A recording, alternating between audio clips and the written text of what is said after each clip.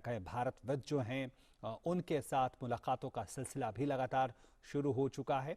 और बेहद महत्वपूर्ण ये दौरा प्रधानमंत्री का, विशेषकर हम जानते हैं COP26 में भागीदारी करने प्रधानमंत्री वहां पहुंचे हैं। लेकिन प्रधानमंत्री दुनिया में कहीं भी जाएं, उनके चाहने वाले, उनके प्रशंसक, भारतविद लगातार प्रधानमंत्री का स्वागत करने के लिए गर्मजोशी से वहां मौजूद रहते हैं। हमने थोड़ी देर पहले तस्वीरें भी दिखाई जब भारतीय समयानुसार रात में प्रधानमंत्री पहुंचे जब स्कॉटलैंड के ग्लासगो, तब वहां भारतीय समुदाय उनके स्वागत के लिए उनका इंतजार कर रहा था और नारे भी कई लगे हैं। और ये सीधी तस्वीरें ग्लासगो से जहां प्रधानमंत्री मौजूद हैं, भारतीय समुदाय के लोगों के साथ, कम्युनिटी लीडर्स के साथ उनकी मुलाकात हो रही है।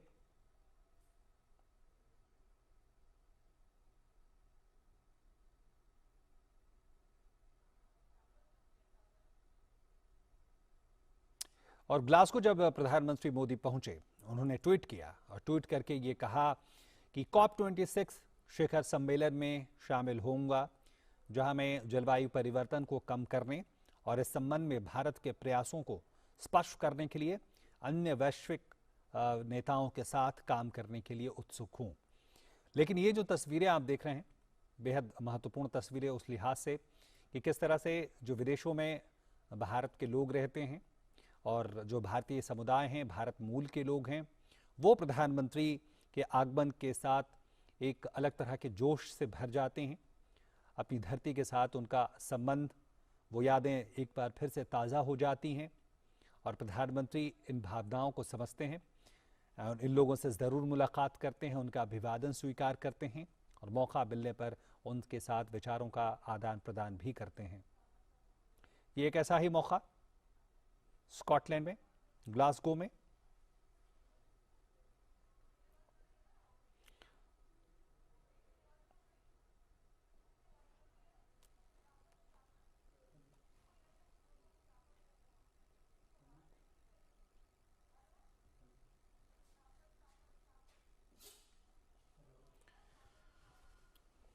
और बेहद ही महत्वपूर्ण ये मौका, प्रधानमंत्री ग्लासगो में पहुंचे हैं और यहाँ पे आज ही COP26 सम्मेलन की शुरुआत होने जा रही है जलवायु परिवर्तन को लेकर।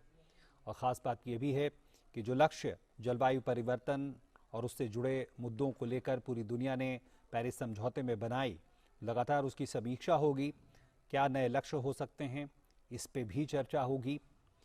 करीब 30,000 प्रतिनिधि इसमें शामिल होंगे, 100 से ज़्यादा देशों के प्रतिनिधि इसमें शामिल होंगे।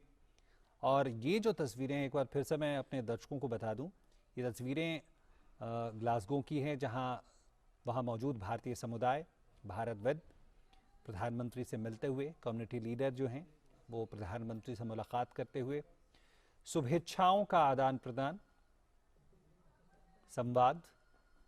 और ये है मौका। और हमारे साथ हमारे संवाददाता भी जुड़ेंगे, तापस हमारे साथ जुड़ रहे हैं जो मौजूद हैं ग्लासगो में। तापस, इन तस्वीरों को हम देख रहे हैं, हमारे दर्शक भी देख रहे हैं, किन मायनों में इन तस्वीरों को समझना चाहिए? हम जानते हैं किस जोशो खरोश के साथ प्रधानमंत्री का स्वागत किया भारतीय समुदाय के लोगों ने। बिल्कुल, आपने बहुत सही कहा। कल जब प्रधानमंत्री रात में यहाँ पे बता रहे, देर रात थी लेकिन बहुत घंटों से यहाँ पे भारतीय मूल के लोग प्रधानमंत्री का वेट कर रहे थे यहाँ पे। और जब वो आए तो उनके लिए जोश खरोश के साथ गाने गाए और उनका अभिवादन किया गया। और आज हम देख पा रहे, जो ये सीधी तस्वीरें आपके पास आ रही है, एक प्रधानमंत्री यहाँ पे कुछ जो इंटरकोलॉजिस्ट हैं उनसे मिल रहे हैं, जो कुछ भारत में ये मूल के जो ऐसे लोग हैं जिन्होंने ग्लासगो में भारत का नाम, भारत का झंडा फहराया है। और यहाँ पे हम ये भी जानते हैं कि कुछ यहाँ पे एक थोड़ी देर बाद ये जो बात होगी यहाँ पे और यहाँ पे बोला जाएगा। यहाँ पे प्रधानमंत्री एक के बाद एक लोगों से बात कर रहे हैं, यहाँ पे आप देख पा रहे हैं। और ये वो लोग हैं जिन्होंने स्कॉटलैंड में भारत के लिए एक भारत की एक अलग छवि, भारत की एक अलग पहचान बनाई है। और यही वजह है कि प्रधानमंत्री के साथ इनकी अभी मुलाकात की जा रही है। और हम अभी सीधा बस देख पा रहे हैं, सीधा प्रसारण आपको ग्लासगो में जो मार होटल है उनके वहां से ये आपको दिखाई दे रहा है। और प्रधानमंत्री इस वक्त होटल के अंदर ही है। यहाँ पे लोगों से मिलने के बाद एक और छोटा सा इवेंट और है, और उसके बाद वो निकल जाएंगे कॉप 26 में, जो कॉप 26 का वेन्यू है वहां पे। अब जिस तरह से हम देखते आ रहे हैं तापस, प्रधानमंत्री जहां भी जाते हैं लोगों से उनका सीधा जुड़ाव होता है, लोग भारतीयता के एहसास से भर जाते हैं। क्या वो ऐसी बात है जिसकी वजह से पीएम मोदी इतने लोकप्रिय हैं, खासकर विदेशों में रहने वाले भारतवंशियों के साथ, भारतीय समुदाय के साथ? देखिए, जो भी हमने बात की है कुछ लोगों से कल रात को भी, आज भी जब बात कर रहे हैं, तो कहीं ना कहीं उनका ये मानना है कि प्रधानमंत्री नरेंद्र मोदी जो है एक तरह से भारत का प्रतिनिधित्व कर ही रहे हैं, प्रधानमंत्री है, लेकिन एक ऐसी शख्सियत है जो एक तरह से भारत का नाम आगे बढ़ाते हैं। और सबसे बड़ी बात है, लोगों को एक प्रेरणा देते, प्रेरणा के स्रोत है। और ये कहीं ना कहीं बहुत बड़ी बात हो जाती है जब प्रधानमंत्री कहीं पे भी जाए। आज अभी ग्लासगो में है, इससे पहले वो रोम में गए, वहां पे भी उनका गर्म खुशी से स्वागत किया गया।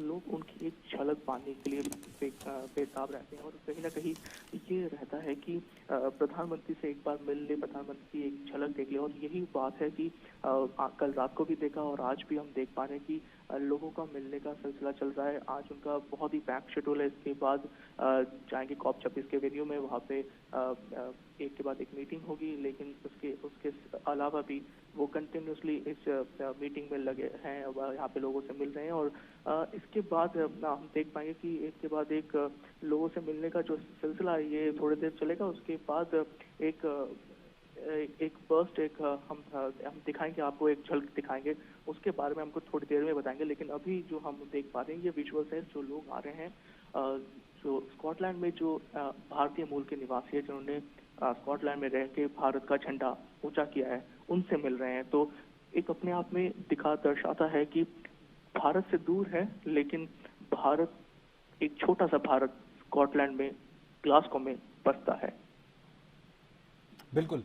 तापस, जो ये भारतीय समुदाय के लोगों से मुलाकात हो रही है, किन किन क्षेत्रों में विशेषकर सक्रिय हैं और किन किन क्षेत्रों में जो है भारत का नाम एक तरह से आगे बढ़ा रहे हैं, अगर इसके बारे में आप थोड़ा बता सकें हमारे दर्शकों को।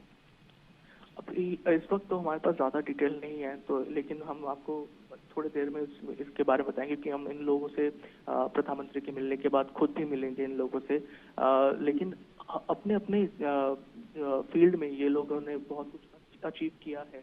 तो एक तरह से ये भी बहुत बड़ी बात, उपलब्धि होती है, बहुत बड़ी बात होती है कि जब ये लोग अपने में आते हैं, इतने बड़े स्कॉटलैंड के नामी लोग हैं, इतने भारत के मूल के, इतना इन्होंने काम किया भारत के लिए, तो उसके लिए भी बहुत बड़ी बात हो जाती है कि इनको प्रधानमंत्री नरेंद्र मोदी के साथ साक्षात करने का मौका मिलता है। तो वो अपने आप में बहुत बड़ी बात होती है। बिल्कुल।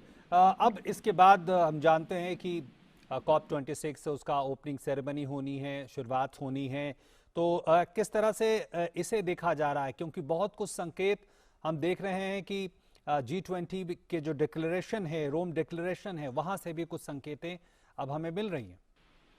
देखिए, G20 से जो संकेत, एक तरह से पॉजिटिव संकेत मिले हैं, और एक तरह से फिर से बताया गया है कि भारत जो है एक तरह से अगुवाई कर रहा है क्लाइमेट चेंज। अगर हम डेवलप कंट्रीज की बात करें तो शायद कहीं ना कहीं डेवलप कंट्रीज ने जो उनका एक तरह से पैमाना है, वो कहीं ना कहीं उनका जो रिस्पॉन्सिबिलिटी है उन्होंने पूरी नहीं की। और क्लाइमेट चेंज से अगर लड़ना है, क्लाइमेट चेंज से अगर आगे पार पाना है, तो भारत जिस तरीके से एक मुहिम छेड़ रखी है, उस मुहिम पे आगे बढ़ना बहुत जरूरी है। क्योंकि जब जहाँ तक बात करें हम भारत की स्टैंड की, तो उसने पहले भी बात की है कि हम लोगों का हिस्टोरिकल रिस्पॉन्सिबिलिटी नहीं है कि इंडस्ट्रियल रेवोल्यूशन डेवलप्ड कंट्रीज में पहले आया, लेकिन उसके बावजूद भारत पूरी कोशिश कर रहा है कि जो पूरा जो एनर्जी सेक्टर है वो कोल बेस से जल्द होकर रिन्यूएबल एनर्जी पे आ जाए। भारत ने इनफैक्ट प्रधानमंत्री ने खुद बिना किसी के बोले हुए उन्होंने 430 गीगावाट का एक रिन्यूएबल एनर्जी का लक्ष्य रखा है 2030 तक। जो जब हम बात कर रहे थे लोगों से, तो जो ऑफिशियल से, जो एनवायरमेंट मिनिस्ट्री से, तो वो कह रहे थे कि एक तरह से प्रधानमंत्री के नेतृत्व में जो मिनिस्ट्री है और जो गवर्नमेंट है, वो ये जो डेडलाइन है, ये जो 430 गीगावाट का जो उन्होंने लक्ष्य रखा है, इसको आराम से पार कर सकती है, वो भी समय से पहले। तो जो एनडीसी टारगेट भारत रख रहा है, एनडीसी टारगेट से पहले ही वो उसके पास समय से पहले ही पूरा करने में कामयाब हो जाएगी। तो एक तरह से भारत एक मापदंड तय कर रहा है बाकी देशों के लिए भी, डेवलप्ड कंट्रीज का ये, डेवलपिंग कंट्रीज का ये, सबके लिए एक मापदंड तय कर रहा है कि ये जो लोग हैं ये आए और ये एक तरह से ये जो कंट्रीज हैं ये भारत का एक एग्जाम्पल रखे। बिल्कुल। और ऐसे में जिस तरह से प्रधानमंत्री की अगुवाई में भारत ने जो एक बात सामने रखी है कि हम सिर्फ लक्ष्यों को ही प्राप्त समय से पहले नहीं कर रहे हैं, जिस तरह से आपने कहा कि एक उदाहरण भी प्रस्तुत कर रहे हैं, लेकिन निश्चित तौर पर संदेश खासकर विकसित देशों को होगा, जो कई स्तरों पे एक तरह से नेट जीरो की तरफ कब तक बढ़ना है, कब तक उस लक्ष्य को प्राप्त करना है, उसकी समय सीमा के निर्धारण का मसला जरूर रहेगा और भारत निश्चित तौर पर इस पे अपनी बात रखेगा। माफ कीजिएगा अभी आपकी आखिरी बात जो है कनेक्शन के टूटने से आवाज ठीक से नहीं आ रही है। मैं ये जानना चाह रहा हूँ कि एक बड़ा मसला ये है कि आखिर कब तक नेट जीरो कार्बन उत्सर्जन का लक्ष्य पाया जा सकता है, और जिस तरह से भारत ने भी संकेत दिए हैं कि विकसित देशों की जिम्मेदारी ज्यादा है, तो आपको लगता है वही बात यहाँ भी भारत सामने रखेगा? बिल्कुल आपने बहुत सही कहा कि नेट जीरो की तो बात कर रहे हैं डेवलप्ड कंट्रीज, लेकिन उससे पहले जो पेरिस क्लाइमेट एग्रीमेंट की है, या उससे पहले के जो दूसरे कॉप की बात है, अगर वहां से हम बात करें तो वहां से लेके अब तक ये लोग जो डेवलप्ड कंट्रीज है वो गोल पोस्ट ही चेंज कर रहे हैं। कि पहले कहते हैं कि हम ये टारगेट रख लेंगे, उसके बाद दूसरे कॉप में कहते हैं दूसरे टारगेट रख रहे हैं। तो भारत का मानना है कि अभी तक जो काम किया गया है उसकी पहले पहचान होनी चाहिए कि डेवलप्ड कंट्रीज और डेवलपिंग कंट्रीज ने कितना इस पे काम किया है। दूसरी चीज जो है कि नेट जीरो का जो बात है, नेट जीरो उस डेवलप्ड कंट्रीज के लिए होना चाहिए 2050 तक, क्योंकि हिस्टोरिकल रिस्पॉन्सिबिलिटी जो है वो भारत की नहीं है। हिस्टोरिकल रिस्पॉन्सिबिलिटी इंडस्ट्रियल रेवोल्यूशन के साथ जो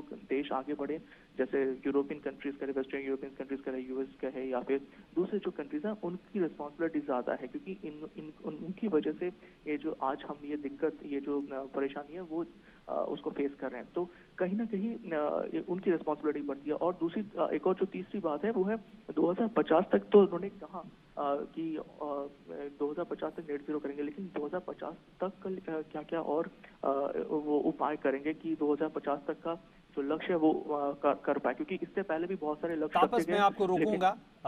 तस्वीरें जो हम तक पहुंच रही हैं, अगर आप इनके बारे में बता सके, अगर आप वहां पे मौजूद हैं तो। मैं आपको अभी थोड़ी देर में ये बताने वाला हूं कि आपके सामने आप देख पा रहे हैं एक प्रधानमंत्री आए हैं, एक बस्ट का उद्घाटन करेंगे। अब आप देख पाएंगे थोड़ी देर में। प्रोफेसर नादी हकीम है और ये एक सर्जन है, कंसल्टेंट जनरल एक सर्जन है, और इन्होंने ये एक award winning distinguished consultant general transparent surgeon है। उन्होंने एक बस्ट, एक प्रधानमंत्री का एक बस्ट है जो उन्होंने बनाया है, और उसी का यहाँ पे अनावरण आप देख पा रहे हैं। प्रधानमंत्री का एक स्टैचू बनाया गया है और कि ये बस्ट है, ये यहाँ पे अनावरण किया गया। इसी की मैं बात कर रहा था कि प्रधानमंत्री यहाँ पे जो लोग मिले, उसके बाद ये जो आप देख रहे हैं प्रोफेसर नादे हकीम, उनसे मिलके उन्होंने ये भेंट किया है। और बहुत बड़ी उपलब्धि है प्रधानमंत्री और ये इन लोगों के सब एक साथ मिलकर, इंटोकोलॉजिस्ट के साथ मिलकर ये यहाँ पे कर रहे हैं। और एक के बाद एक, जैसे इनसे मिलने के लिए मृदुला चक्रवर्ती थी, वो एक सीनियर साइंटिस्ट थी प्रोफेशन से, और यूके में क्लीन एंड रिन्यूएबल एनर्जी की जो प्रोजेक्ट के उसमें वो मॉनिटरिंग ऑफिसर है। ऐसे बहुत सारे लोग यहाँ पे आए हुए हैं। तो एक तरह से बहुत बड़ी उपलब्धि है जहाँ पे इतने सारे लोगों के बीच प्रधानमंत्री का यहाँ पे जो स्टैचू है उसका उद्घाटन किया गया है। और आप देख सकते हैं यहाँ पे अपने ये सीधा प्रसारण चल रहा है दूरदर्शन से, आप देख सकते हैं किस तरीके से कितने खुश है सब यहाँ पे प्रधानमंत्री के इस प्रकरण से। बिल्कुल। एक बात जो हम देख रहे हैं, प्रधानमंत्री जिस सहजता से लोगों के साथ मुलाकात करते हैं वो पूरी दुनिया जानती है, और तस्वीरें खिंचाने का मौका भी हो, हम देख रहे हैं वो भी कोई चूकना नहीं चाहता। क्या लगता है यही जो सहजता है ये एक कुंजी की तरह है जो लोगों को जोड़ देती है प्रधानमंत्री के साथ?